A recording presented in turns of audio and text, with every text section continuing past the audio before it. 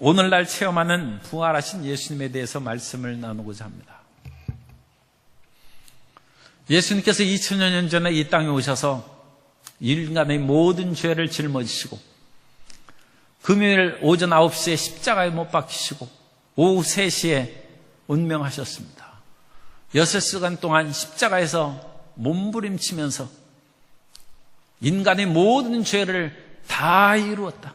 테텔레스타이, 모든 것을 완수하셨다. 그리고 그 영혼을 하나님 아버지께 의탁하셨습니다. 사흘째 되는 주일날 아침, 그래서 우리가 주일날, 일요일날 아침에 예배를 드리고 부활절을 기념하는 것입니다. 주님께서 죽은 자 가운데서 부활하셨습니다. 그리고 부활하신 예수님께서는 40일 동안에 이 땅에 계시다가 주님께서 승천하셔서 하나님의 보좌 우편에 계십니다. 그럼 오늘날 예수님을, 부활하신 예수님을 어디에서 만나겠습니까? 천국에 가야 예수님을 만날 수 있습니까? 그렇지 않습니다.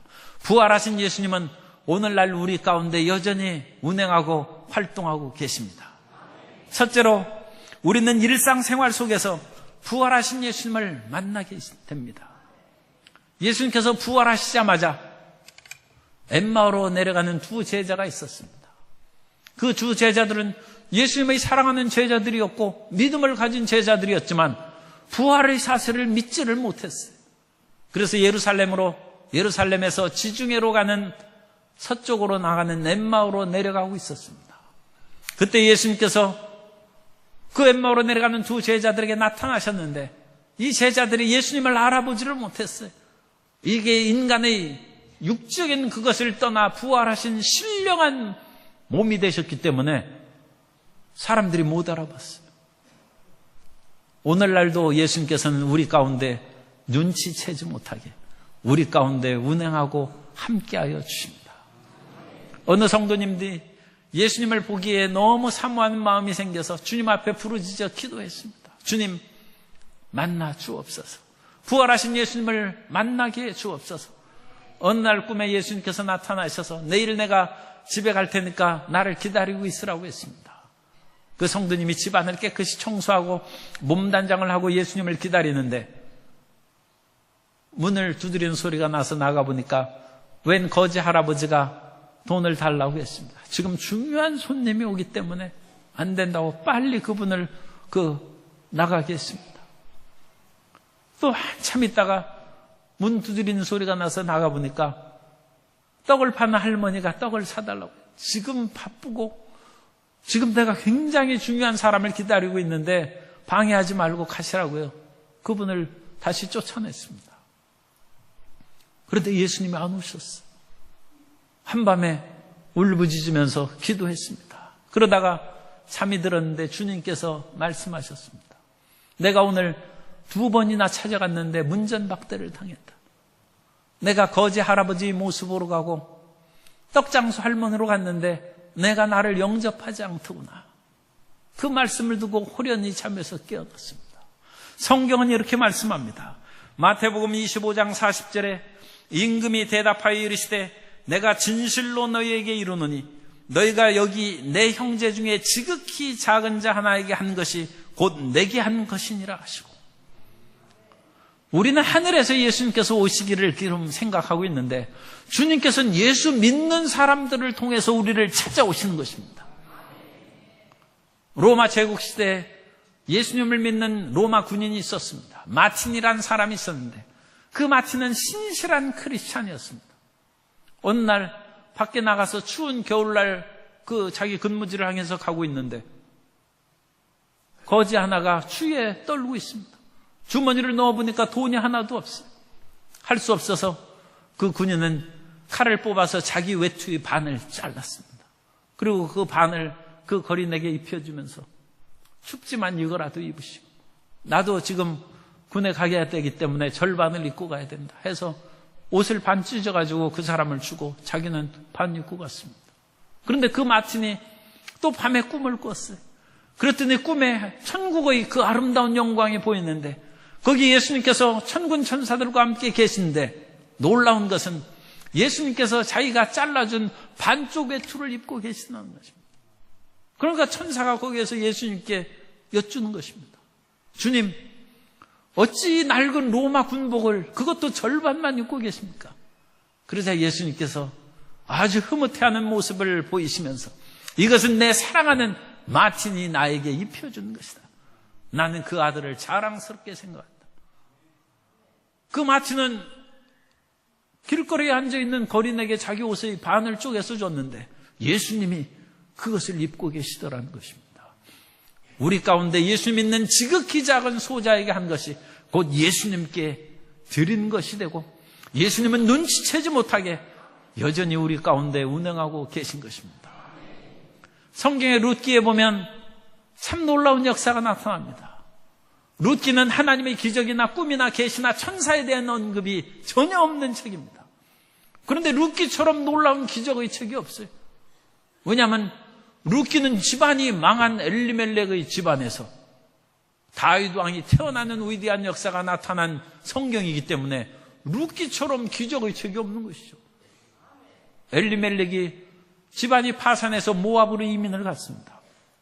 거기서 나오미와 함께 살다가 풍토병이 걸려서 엘리멜렉이 죽고 두 아들도 장상해서 결혼했는데 또 두 아들이 죽었어요. 나오미와 두 명의 며느리 과부들만 셋이 살아가고 있으니까 집에 돈도 없고 더군다나 이 젊은 청상과부들을 나오미가 얼마나 불쌍하게 생각합니까?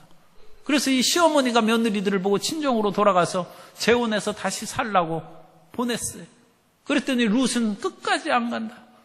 나는 우상을 섬기는 모압의 집으로 돌아가지 아니하고 하나님을 가르쳐 주신 믿게 해주신 시어머니와 함께 나는 시어머니의 고향으로 가겠습니다.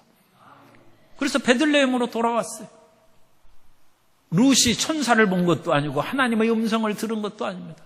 돈 한 푼도 없는 시어머니를 왜 따라오겠습니까? 오직 하나님을 믿는 믿음으로 나온 것입니다.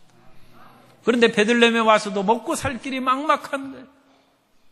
그래서 할 수 없이 이삭을 줍는 것으로 연명하고 살아가는 것입니다. 그런데 그 이삭을 주우러 우연히 보아스의 밭에 가게 되는 것이고 우연히 간 그 보아스의 밭에서 보아스를 만나서 결국 보아스와 결혼하여 룻이 오벳을 낳고 오벳은 이새를 낳고 이새는 다윗 왕을 낳으니라. 망한 집안에서 다윗의 왕이 출현한 것입니다. 세상에 그런 기적이 어디 있습니까?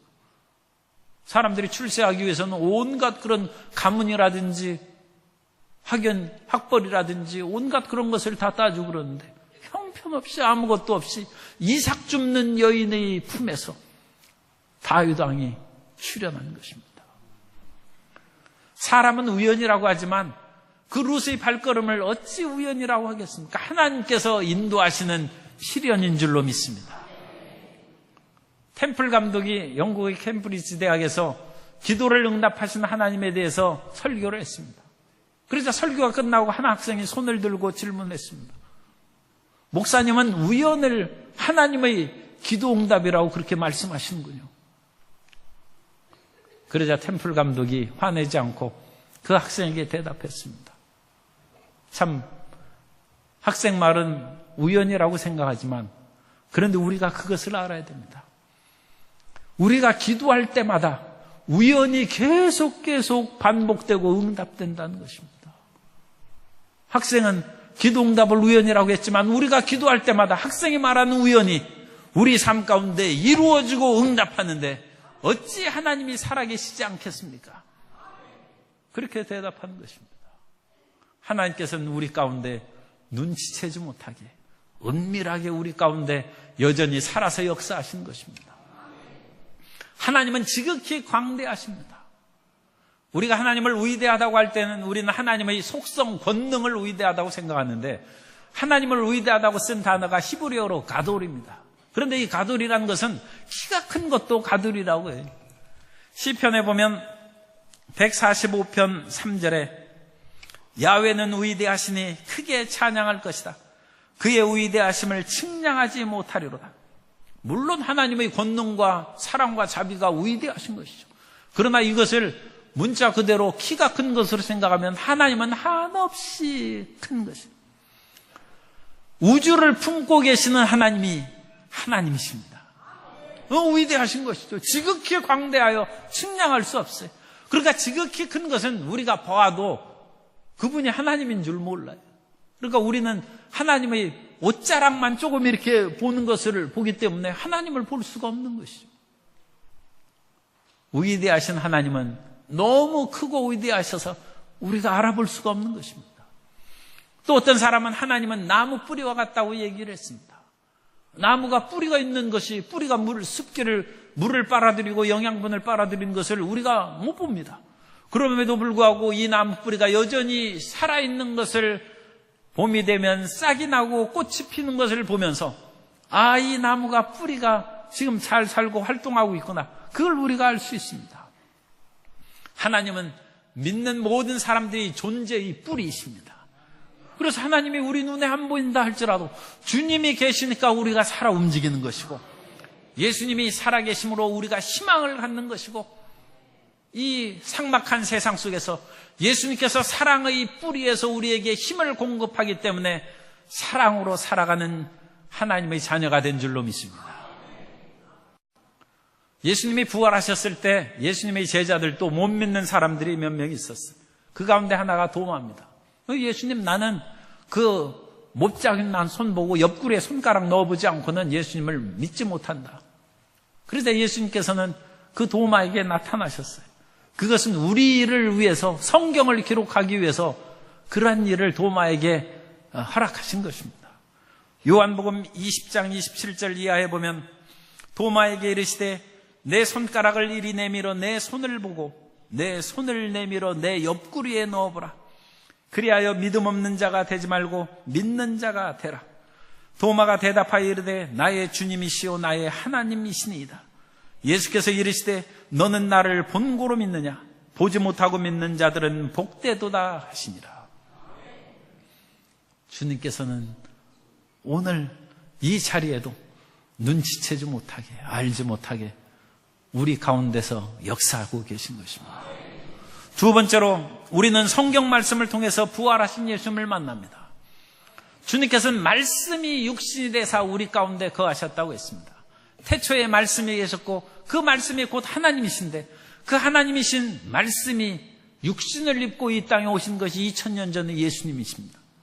그러므로 성경 말씀은 곧 예수님에 대해서 증거하는 것이라고 주님께서 요한복음 5장 39절에서 말씀합니다.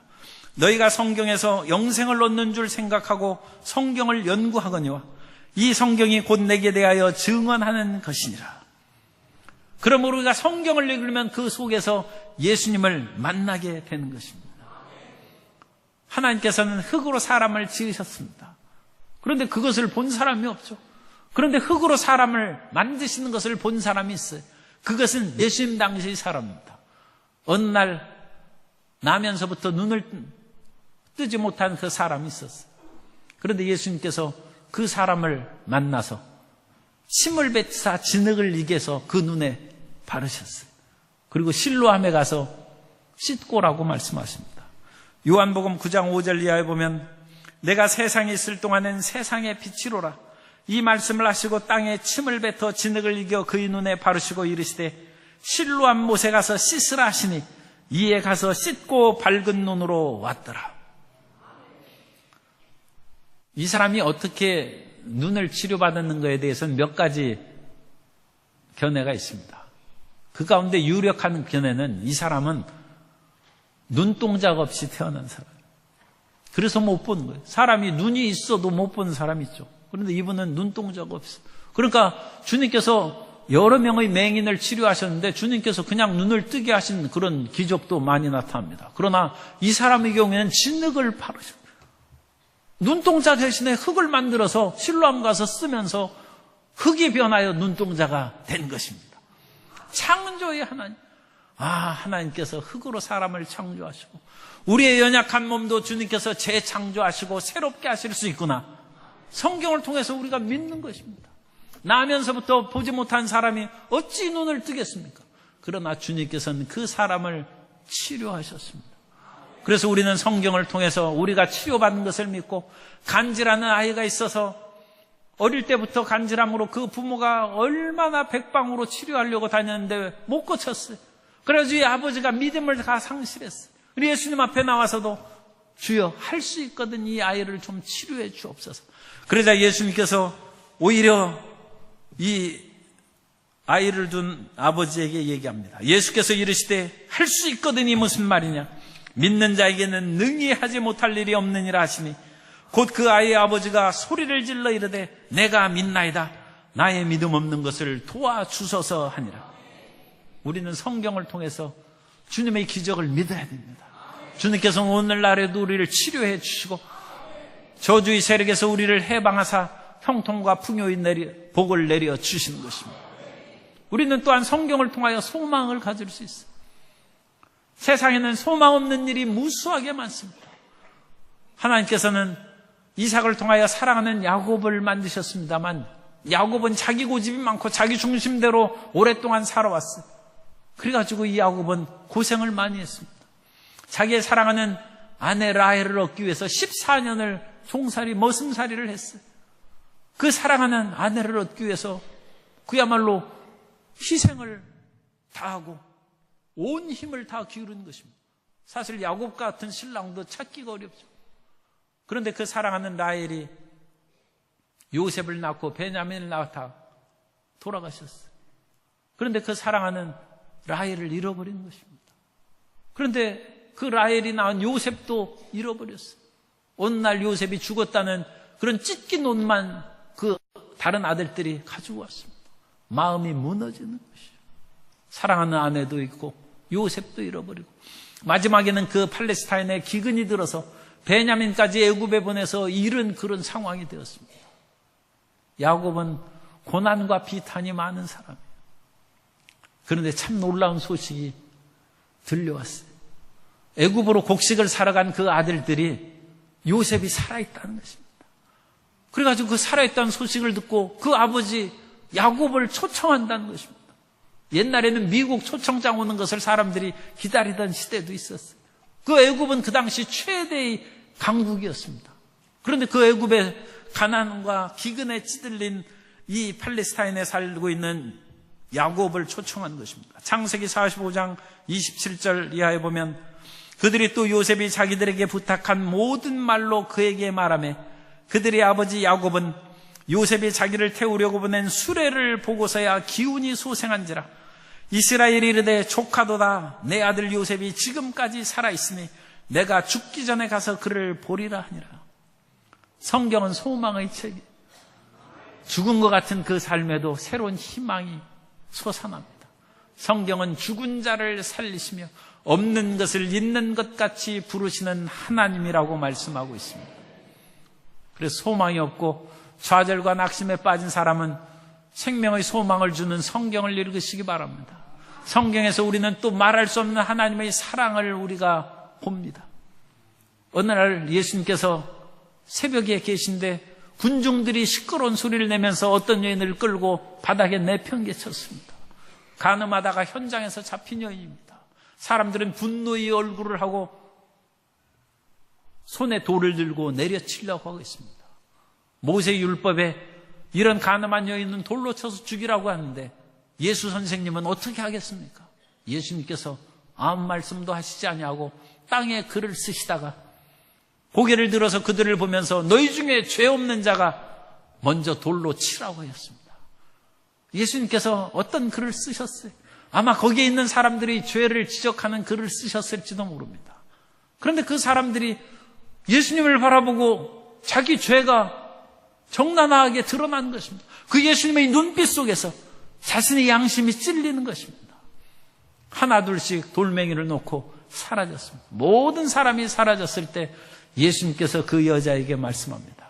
너를 죽이려던 자가 어디 있느냐? 그 여인이 정신을 차리고 주변을 보니까 아무도 없어요. 없나이다. 그래, 나도 너를 정죄하지 않으니 다시는 가서 죄를 범치 말라고 주님께서 그 여인을 살려주십니다. 그 여인에 대한 기록을 읽으면서 우리는 사랑의 예수님을 만납니다. 주님께서는 수고하고 무거운 짐진 자들아 다 내게로 오라 내가 너희를 쉬게 하리라고 말씀하시고 예수님께서는 상한 갈대를 꺾지 아니하시고 꺼져가는 심지를 끄지 않는다고 말씀하십니다. 성경은 믿음의 책이고 소망의 책이고 사랑의 책입니다. 그 성경을 읽으면서 우리 마음 가운데 부활하신 예수님을 만난 것입니다. 엠마오로 내려가는 그 두 제자들이 믿음이 없어서 예루살렘을 떠나서 엠마오로 내려갈 때 예수님께서 눈치채지 못하게 그들 가운데 오셔서 성경을 가르치셨어요. 모세로부터 선지자의 글에, 그리고 모든 성경에 나오는 그리스도의 죽음과 고난에 대해서 두 제자들에게 가르치며, 나중에 그 제자들이 뭐라고 합니까? 예수님께서 그 말씀을 하실 때 우리의 마음이 뜨겁지 아니하더냐. 성경을 마음이 뜨거울 때까지 읽으시기 바랍니다. 그 길이 부활하신 예수님을 만나는 것입니다. 베데스다에는 연못이 있고, 이 베데스다에는 또 집이 행각이 지어져 가지고 수많은 병자들이 즐비하게 누워 있었어요. 왜 거기에 누워 있습니까? 이 베데스다 연못물을 천사가 갖고 와서 물을 움직이는 거예요. 동하게 하는데, 물이 끓어오를 때 거기에 막 움직일 때 뛰어들어간 사람은 어떤 병에 걸렸든지 깨끗이 치료함을 받는 거예요. 성경은 베데스다 연못입니다.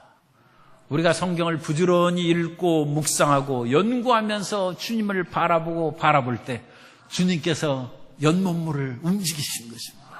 그 말씀이 우리 마음 가운데 움직이는 것을 레마라고 합니다. 그 레마의 말씀이 우리 속에 들어올 때 치료를 받고 기적이 일어나고 흑암의 세력이 떠나가는 것입니다. 부활하신 예수님은 성경 말씀 가운데 살아계신 것입니다.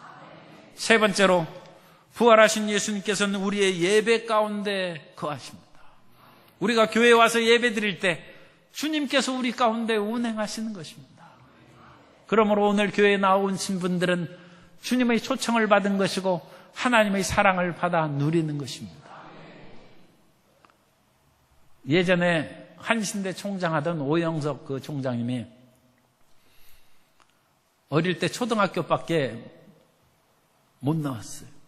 그래가지고 중학교를 입학을 못했어요. 집이 가난해서 그냥 지게지고 일하고 살아갔는데, 자기 친구들은 이제 중학교에 진학하여 본 것을 보고 마음이 얼마나 무너집니까? 그래서 울며 부르며 하나님 앞에 부르짖다가 어느 날은 편지를 썼어요. 하나님 전상서. 그렇게 편지를 써서 돈도 없으니까 우표도 안 붙이고 그렇게 우체통에 넣었습니다. 그런데 우체물을 수거해가지고 그 해남에서 그 분류하다가 보니까 우표도 안 붙었는데 하나님 전 상사라고 돼 있어요. 거기에다가 초등학교 졸업한 사람이니까 글씨도 초등학생 글씨로 썼겠죠. 이게 장난치는 거겠지 해서 버릴 수 있습니다. 그런데 거기 우체국장이 해남읍교회를 다니는 신자였어요. 이건 보통 편지가 아니에요. 하나님께 보내는 편지를 자기가 없앨 수 없다 해서 해남읍교회에 다니는 그 당시 담임 목사님 이준목 목사님에게 전달했어요. 이거 하나님께 편지 왔는데 목사님이 한번 뜯어보시고 하나님께 전달해 드시려. 보니까 돈 없어서 내 중학교 못 가는데 하나님 내 중학교 보내달라.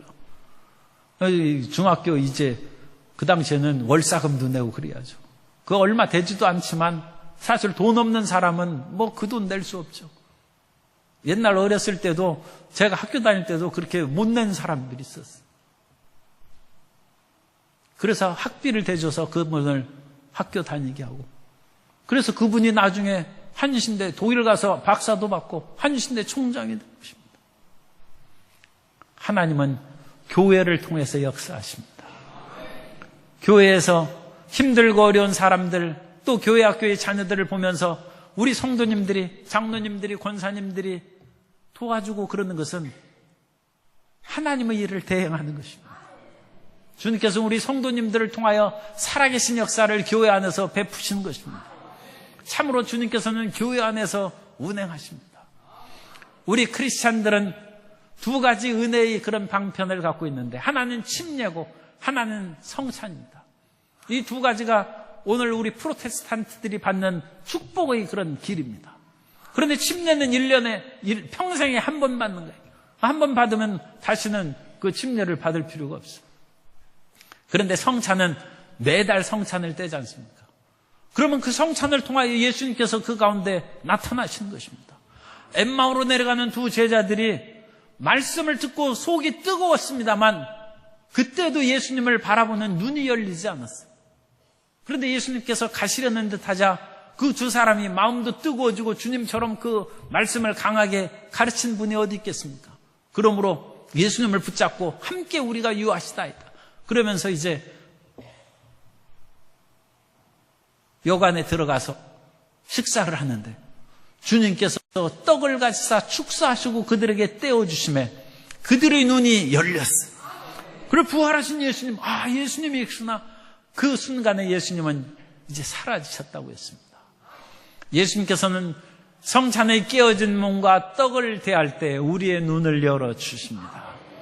고린도전서 11장 23절 이하에서 말씀합니다. 내가 너희에게 전한 것은 주께 받은 것이니 곧 주 예수께서 잡시던 밤에 떡을 가지사 축사하시고 떼어 이르시되 이것은 너희를 위하는 내 몸이니 이것을 행하여 나를 기념하라 하시고 식후에 또한 그와 같이 잔을 가지시고 이르시되 이 잔은 내 피로 세운 새 언약이니 이것을 행하여 마실 때마다 나를 기념하라 하셨으니 우리가 성찬을 믿음으로 대하면 그 성찬의 떡과 잔은 주님의 부활의 능력입니다. 그래서 성찬을 대할 때 우리 몸이 치료함을 받고 흑암의 세력이 떠나가고 저주에서 벗어나 축복의 몸이 되는 것입니다. 그런데 그 축복보다 더 놀라운 축복이 있어요. 그건 오늘 말씀처럼 성찬의 떡과 잔을 대할 때 우리 눈이 열려서 부활하신 예수님을 보게 된다는 것입니다. 성찬의 은혜를 입어서 부활하신 예수님을 만나는 성도 여러분 되시기를 주님 이름으로 축복합니다. 주님께서는 교회 가운데 운행하신 것입니다. 뿐만 아니라 우리가 주일 예배 드릴 때도 주님께서 그 가운데 우리를 만나 주시고 수요 예배, 금요 예배 가운데서도 예배 드리는 모든 심령에게 부활하신 예수님께서 찾아와 주시는 것입니다. 그러므로 우리는 묵도로부터 축도가 끝날 때까지 열심으로 주님을 기다리고 주님을 앙망하는 믿음을 보여야 됩니다. 이제 예배가 시작돼서 묵도를 드릴 때 우리는 고요한 가운데 주님을 앙망하고 기다리는 것입니다. 그러면 고요한 새벽에 이슬이 내리듯이 묵도하는 우리 심령을 성령께서 품어주시는 것입니다. 성령께서 그 자리에 임명하셔서 세상의 여러 가지 먼지 묻고 때 묻은 그 마음을 잠잠하게 가라앉혀 주시고 주님께 몰두하여 예배 드릴 수 있도록 우리를 이끌어 주시는 것입니다. 그 다음에 우리가 하나님을 찬양할 때 주님께서는 그 찬양 가운데 성삼위일체 하나님이 좌정하십니다. 이스라엘의 찬송 가운데 거하신 하나님이라고 성경은 말씀합니다. 주님의 임재를 찬양 가운데 맛보게 됨으로써 우리는 하나님 앞에서 찬양 부르는 것처럼 온 힘을 다하고 뜻을 다하고 열심히 불러야 됩니다. 목소리를 아름답게 가다듬어 지금 예수님 앞에서 찬양 드리는 것입니다. 그러므로 목이 쉬고 컬컬한 사람은 계란이라도 하나 타게 가지고 목청을 좀 깨끗하게 해서 세상에서 아름다운 소리로 다른 사람들에게 말할 때에도 좋지만 지금 예수님 앞에서 예배드리고 찬양한 것처럼 더 중요한 때가 어디 있겠습니까? 열심을 품고 힘을 다해서 주님을 찬양한 성도 여러분이 되시기를 바랍니다. 그 가운데 주님께서 우리 찬양 소리를 들으시는 것입니다. 이제 장로님이 대표 기도를 하실 때 주님께서 그 자리에 좌정하시는 것입니다. 열왕기상 8장에 보면 솔로몬의 봉헌 기도가 나옵니다. 솔로몬이 그 아버지 다윗이 준비해 놓은 모든 그런 건축 자재로 아름답고 장엄하고 화려한 솔로몬 성전을 지었어요. 그리고 성전을 봉헌하면서 봉헌 기도를 드릴 때 주님께서 그곳에서 임재하셔서 기도를 들으시고 온 유다 백성들에게 복을 내려 주셨습니다. 장로님이 모든 성도님들을 대표해서 하나님 앞에 부르짖어 기도하고 우리 성도님들이 마음 아픈 것을 헤아려 기도하고 나라와 민족을 위하여 근심하는 것들을 다 헤아려 기도할 때 주님께서 이 나라와 민족을 돌보아 주시고 우리 성도님의 삶의 문제를 해결해 주시고 사랑과 평화로 채워 주시는 것입니다. 주님께서는 이 대표 기도를 통하여 기도하는 모든 것을 받으시고 솔로몬의 봉헌 기도처럼 위대한 역사를 허락하신 것입니다. 그리고 이제 찬양대가 모아서 하나님을 우렁찬 소리로 하나님을 찬양하고 예배할 때 마귀의 진이 무너지고 우리 삶의 저주가 끼어지고 하나님의 축복이 임하는 것입니다. 역대하 20장 21절 이하에 보면 백성과 더불어 의논하고 노래하는 자들을 택하여 거룩한 예복을 입히고 군대 앞에서 행진하며 야훼를 찬송하여 이르기를 야훼께 감사하세 그의 인자하심이 영원하도다 하게 하였더니 그 노래와 찬송이 시작될 때 야훼께서 복병을 두어 유다를 치러 온 암몬 자손과 모압과 세일산 주민들을 치게 하심으로 그들이 패하였으니 우리가 혼자 기도해도 귀신이 떠나갑니다. 그런데 우리가 혼자 기도하면서 귀신을 쫓아내면 귀신이 연합군을 형성해서 오는 거예요. 그래서 모압과 암몬과 세일산 연합군이 쳐들어오는 거예요. 그러나 찬양대가 함께 힘을 모아서 하나님을 찬양할 때 마귀신이 깨뜨려진다면서 흑암의 세력이 무너지고 하나님의 영광의 역사가 교회 안에 가득하게 나라와 민족에 임하게 될 줄로 믿습니다. 그러므로 우리는 힘을 다해서 하나님을 찬양하고 찬양대의 소리가 우리가 비록 같이 부르진 않지만 마음속으로 몰두하여 그것을 듣고 이 시간에 흑암의 세력이 무너진 소리가 들리는구나. 하나님의 영광의 역사가 교회 안에 그리고 우리의 삶 가운데 넘치는구나. 감동적으로 찬양대와 함께 호흡을 하는 성도 여러분이 되시기를 바랍니다. 그 다음에 이제 목사님이 설교를 하는 것이죠. 하나님의 메시지를 증거할 때 그 메시지 속에서 우리는 나를 향한 하나님의 말씀을 들어야 됩니다. 저 설교는 남편이 들었어야 되는데 아내가 들었어야 되는데 아직 그것은 하나님의 크신 은혜를 못 받은 것입니다. 하나님께서 나를 위한 음성을 듣게 되시는 설교 시간이 되시기를 바랍니다. 설교를 시작하면 조는 사람이 있어요. 그거 큰일입니다. 뭘 깨워야 돼? 자기 마음을 깨워서 졸다가도 설교하면 깨어나는 성도 여러분 되시기 바랍니다. 그래서 마귀가 말씀을 못 듣게 도둑질하고 죽이고 멸망시키는 세력을 깨뜨려버리고 하나님의 말씀을 선포할 때 부활하신 예수님의 메시지를 듣는 성도 여러분 되시기를 바랍니다. 그리고 우리는 이제 하나님 앞에 연보를 드리죠. 헌금을 드릴 때 예수님께서 그 헌금을 보십니다. 예수님께서 헌금궤 앞에서 헌금을 드린 사람들을 보면서 과부가 2렙돈을 내는 것을 보고 크게 칭찬하셨어요. 그 2렙돈은 500원 정도밖에 되지 않아요. 수많은 사람들이 돈을 많이 냈을 것입니다. 그런데 예수님께서 그들을 칭찬하지 않았어요. 오직 그 과부의 2렙돈을 보시고 비록 적은 돈이지만 그 사람은 생활비 전부를 내었다. 그렇게 축복하셨습니다. 우리는 헌금을 드릴 때 마음을 함께 담아 드려야 됩니다. 인색함으로나 억지로 드리는 것은 주님께서 기뻐하시지 않습니다. 10,000원 가진 사람이 1,000원 드리는 거하고 1억 가진 사람이 1,000원 드리는 거하고 무게가 틀리죠. 주님께서는 그 마음을 보시는 것입니다. 우리의 정성과 힘을 다하여 적은 액수라도 하나님 앞에 드릴 때 예수님께서 그걸 보시고 칭찬하셔서 그 마음의 무게만큼 30배, 60배, 100배, 만배로 채워주실 줄 믿습니다. 예배 가운데 주님께서 운행하신 것입니다. 끝으로 축도를 함으로써 예배를 마칠 때 축도 전엔 절대 나가면 안 됩니다. 우리는 이제 이 주님께서 보호하시고 애워싸시는 교회를 떠나서 세상으로 나아갈 때 성삼위일체 하나님께서 우리를 품어주시고 기름 부어주시는 복을 반드시 받고 나아가야 되는 것입니다. 겨울에 추운 날 철새가 물 자맥질을 해도 얼지 않아요. 그것은 청동오리에 있는 기름쌤이 온 날개깃을 적셔가지고 물속에 들어가서 먹이를 먹고 밖에 나와서 부르르 털면 물방울이 다 떨어져 나가는 것입니다.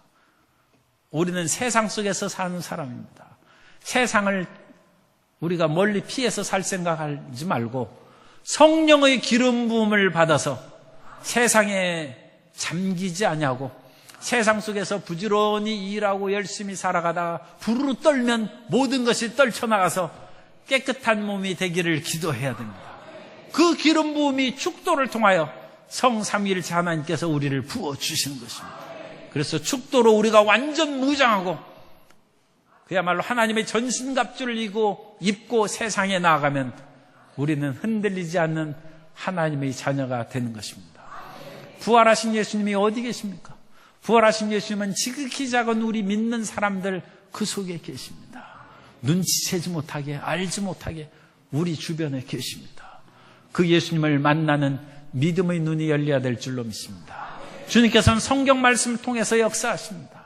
우리가 성경을 읽으면서 믿음의 말씀을 읽고 소망의 말씀, 사랑의 말씀을 듣고 있다가 어느 때 그 말씀이 우리 속에 뜨거워집니다. 그 말씀이 베데스다의 연못물처럼 끓어오르는 레마의 말씀으로 들을 때 우리는 부활하신 예수님을 만나는 것입니다. 나아가서 주님께서는 교회 안에 계십니다. 성찬을 통해서 부활하신 예수님을 만나는 눈이 열리게 되시기를 주님 이름으로 축복합니다. 묵도로부터 축도에 이르는 모든 예배 순서를 통하여 살아계신 예수님을 만나고 주님의 전신갑주로 무장하여서 이 세상에 나아가서 반드시 이기고 또 이기는 복된 성도님 되시기 주님 이름으로 축복합니다.